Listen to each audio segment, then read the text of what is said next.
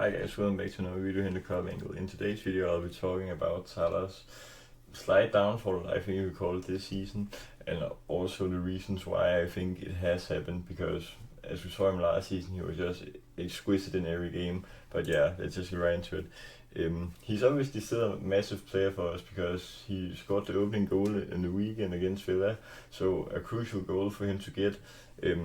And obviously maybe we can say he's back to his best, but we also said that after the Atletico game. So I hope it continues on, because tomorrow we have a game against Real Madrid in the Champions League. It's pretty much a 50-50 game because Real Madrid are bossing it in the La Liga, and obviously we have the Anfield advantage. And then we have City at Etihad on Sunday, which will be such a tough game. But yeah, he really played for it this weekend. He was very great in the movement and pressing and everything. Obviously, this goal was very huge. It was his 250th Liverpool goal. Obviously, he's a huge club legend. We already knew that. But now he's third all time. Well, he already was. But it's just so nice to look at 250 on this table. 35 up to Roger Hunt and 96 up to Ian Rush. If he could overtake Roger Hunt when he has stopped his career, or at least left Liverpool, that would be nice, because he ain't going to score 96 goals in 2 years. I don't think so. But obviously his assists are also super great. So huge goal for that, 250. And now I've taken a look at what has caused his slight fall off the season, because as I was in the intro, last season he was so great. He scored every game last season basically, or at least assisted. He had such a great average, and now this is current stats in the league: 4 goals and 2 assists. It probably isn't the worst, but as you can see, his rating here, average rating is 6.8, which is quite mediocre for Salah standards, but it's obviously okay to have 4 goals. So yeah, definitely if you compare to previous seasons in the league, he hasn't had a season below 7.2 before in the Premier League with Liverpool. As we can see, last season he had 47 goal involvements, and now he has 6 and 10, which means that if he continues this average, he'll only get pretty much like 4 or pretty much 22-23 goal involvements in total, which is half of what he got last season. And then we also all remember his first season where he broke the all-time the goal record for a season at that point. Then Erling Haaland came in with 32 goals and 10 assists. But obviously we can see a difference here. It's his first season where he has a yellow or orange rating. Obviously there's still 28 games to go, so he will probably change it up, but it's just the start hasn't been the best. Then obviously UCL, he also only has a 6.6 rating, whereas previous years he only had green. Obviously the first season he was here in the Champions League, he was so great: 15 goal involvements in 15 games. Sadly he got injured in the final because of Ramos. He sadly decided to break his arm. But obviously the low rating this year also comes from him being benched against Frankfurt. It probably was a deserved benching because he hadn't been that great so far there. And I think also another reason for this Salah downfall is that Arne has to find a new tactic. After spending this much money in the summer, he needs to implement all players so that they're happy, and that means that Salah in theory can't be the star anymore. He's been used to that for the past couple of years, of him being the one player to look forward to, and obviously he still is. He's still a huge player for the club, but now when you sign players like Isak and Wirtz, the fans also expect something from them, and especially the media. They are roasting Arne Slot and the Liverpool team for not using Wirtz good enough, and then Isak obviously still has these injury problems.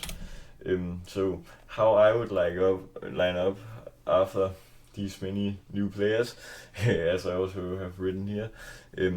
So this would be my ideal lineup if all players are fit as of now, because we could still throw Isak up here in front. Catastrophic, it would probably be dumb having 150 million on the bench, but he just hasn't proven it before now, so far at least. So obviously Alisson in goal. I have written that Alisson obviously has a current injury. I think Robertson is better than Kirk so far this season. I'm gonna say Van Dijk, the only centre backs we physically probably have. And then Soboslai at right back. Obviously he probably is best in midfield. We saw that against Villa, but we need a strong right back, and I actually think some of our best defensive displays this season have been with Soboslai at right back. Then obviously Granberg, McAllister as the two number 6 players, and then the left wing I've taken Gakpo, Wirtz in the central role, and Salah at the right. So he's obviously still my team, Salah, and then Ekitike up front. But if Gakpo has a slight form drop, then you could move Ekitike down here and then for Isak up here, or you could rotate Wirtz to play on the left, because he actually played on that side a lot at Leverkusen, and then you could move Soboslai up here in the central instead of Gakpo, and then play Bradley or Frimpong at right back. You also could play a more club formation in which you play 4-3-3, where I've taken Bradley at right back and then move Soboslai up in the midfield, so we have the traditional midfield here, and then play Wirtz on the left wing, Ekitike up front, and Salah to the right. I think Arne Slot should try this at least once or twice in the next couple of games, because it hasn't been all good. Our tactics to recent form, obviously we won against Villa in the weekend. That was a huge win, but you never know if you could fall down into a bad place again if you stay the same tactics and stuff like that. Then our downsides for Salah this season is his ego. Obviously he came off the bench against Frankfurt, as I talked about. He was benched, and here he has a quite sharp angle against the keeper in which he chooses to take the shot himself, where we have Wirtz in the center, could get his first official or his first Liverpool goal if Salah just squares it. There would be no offside, but he decides to take the chance himself. Then after that, he simply just hunted the goal, Salah, and he didn't pass to any of his teammates, which I think it was the wrong signal to send to Arne Slot after initially also getting benched. And some people probably would ask if Salah isn't a safe starter, but I still think he's the core of our attack, because obviously with Wirtz not having clicked yet, and then Isak obviously almost haven't played yet, then we still need the goals to come from Salah. So far obviously we have Ekitike, who has been very great, and Gakpo has improved a lot in the recent couple of games compared to the first games in the season.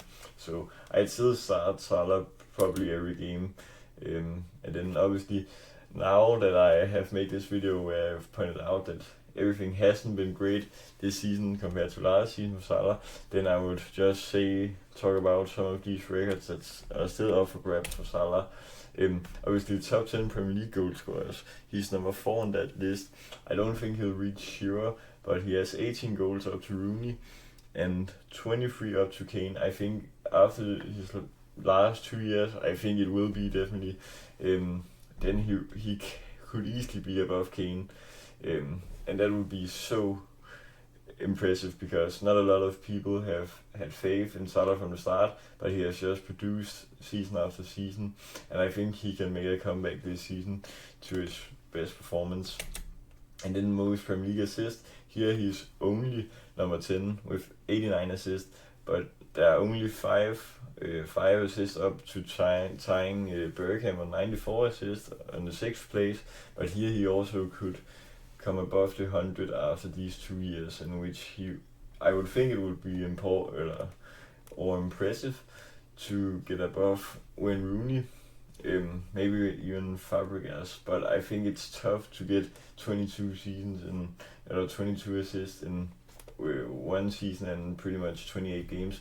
Obviously he got 18 or 17 assists last season, so it isn't impossible. He just needs to play the team, gel with the team, so that we also get the most out of the rest of the attack. And combined goal involvements in the Premier League, he is now tied at third with Frank Lampard here, which means the next goal involvement he makes, he's alone at third.